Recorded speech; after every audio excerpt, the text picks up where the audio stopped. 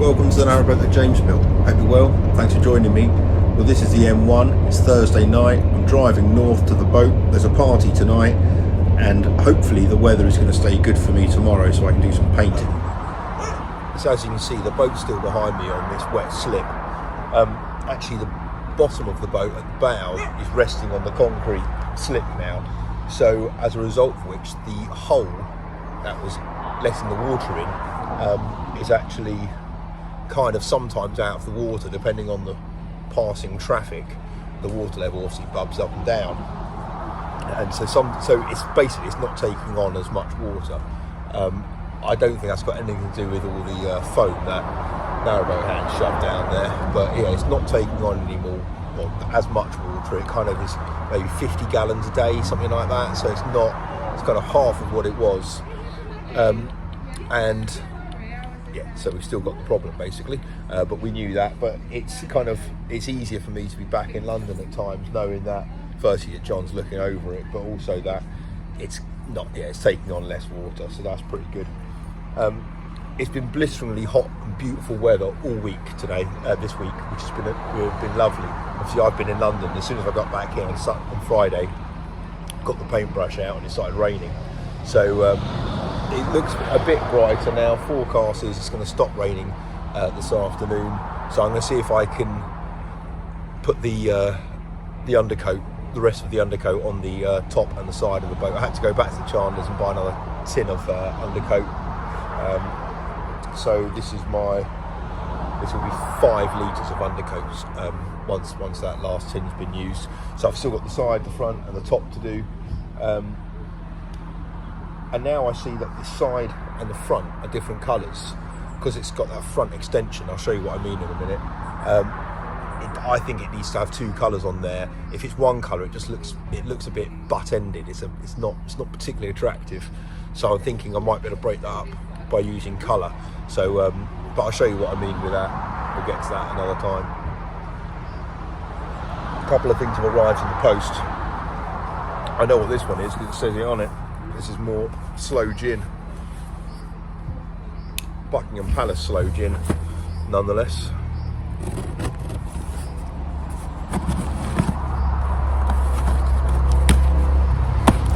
But it really was such nice stuff. Oh.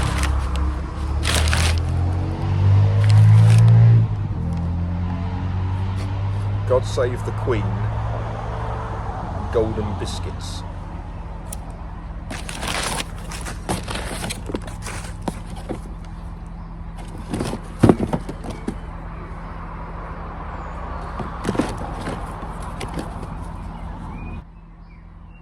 Thanks, Carol.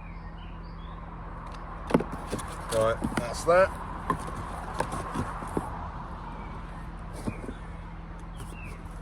Something else just turned up. This weighs a fair bit.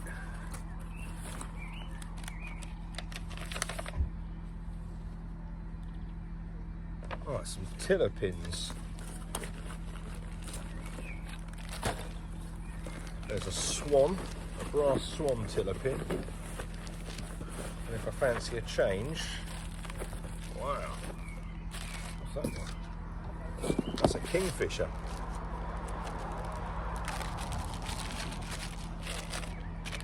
Look at that, that's a beaut.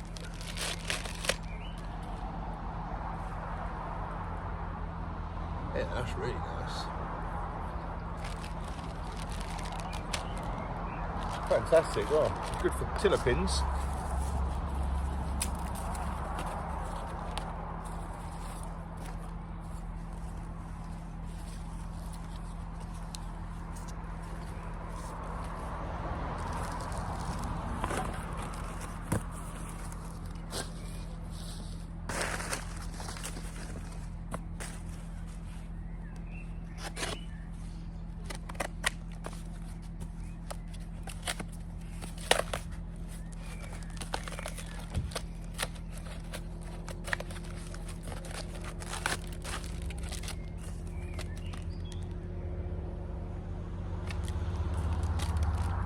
Oh wow, that's brilliant.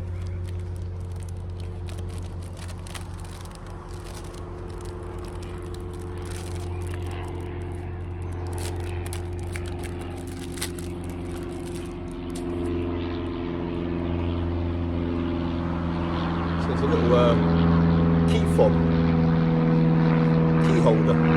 That's really nice. Thank you very much, whoever made that. Handmade key rack. Wow, that is really nice. I love that. Thank you very much, whoever sent that. Got to have a pride of place.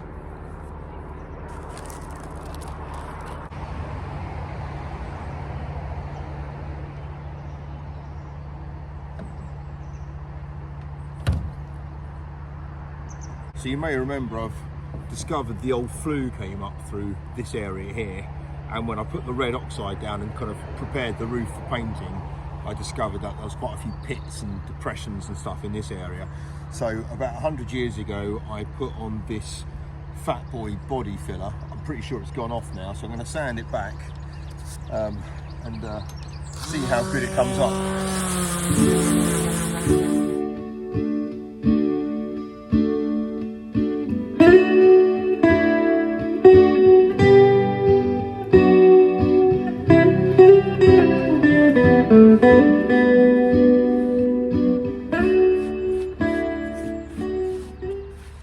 Well, that seemed to have,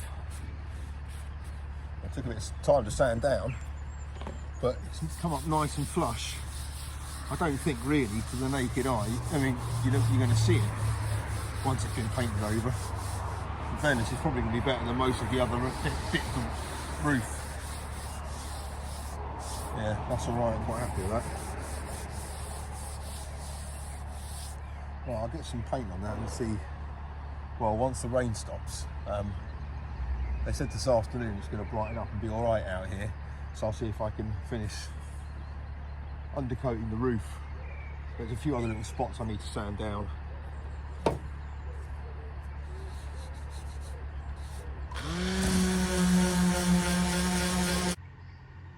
Right, so I've now gone around with some 120 grit and taken back some of this layered paint I put on.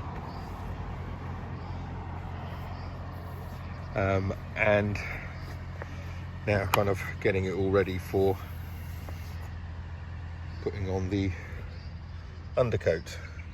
I've also, when I've undercoated the sides, I've found some kind of areas which needed some extra work doing to it, bits like this, which I needed to sand back more just to make the finish better. So there's been a few of them, so I'm just working around the boat doing this at the moment.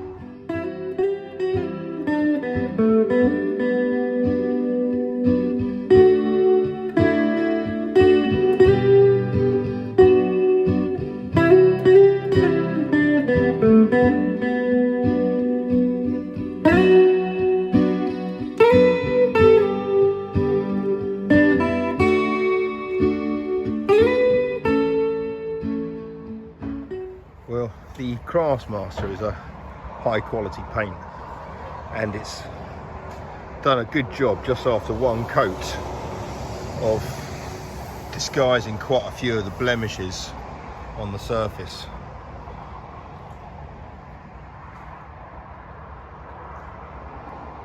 Postman's bin. Actually, all that stuff got dropped off to the marina. And obviously the previously painted bit, this bit here, when I do the second coat on the roof, I'll do it all as one, so it'll be kind of, it'll all be matching.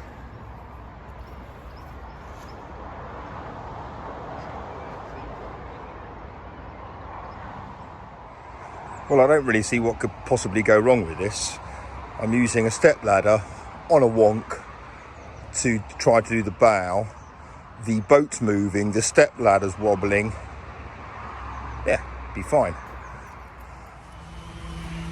So as I've mentioned before, I think this bow extension needs to be a different colour to the rest of the boat, because otherwise I think it's going to look quite ugly. It's a bit boxy, and just now when it had and just now when it had a red front and grey everywhere else, just the contrast made it look maybe better. So I think it could just need some detail around it. It might just need a cream line, kind of some trim, if you like. That might suffice.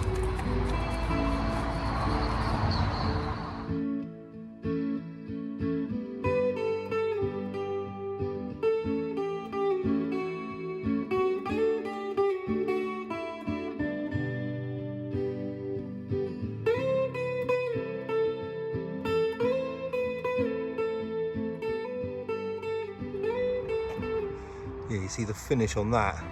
Obviously that seam is standing out like a sort of thumb, but the window hatch there, that's kind of less visible in the grey than it was in the red. The actual finish is okay.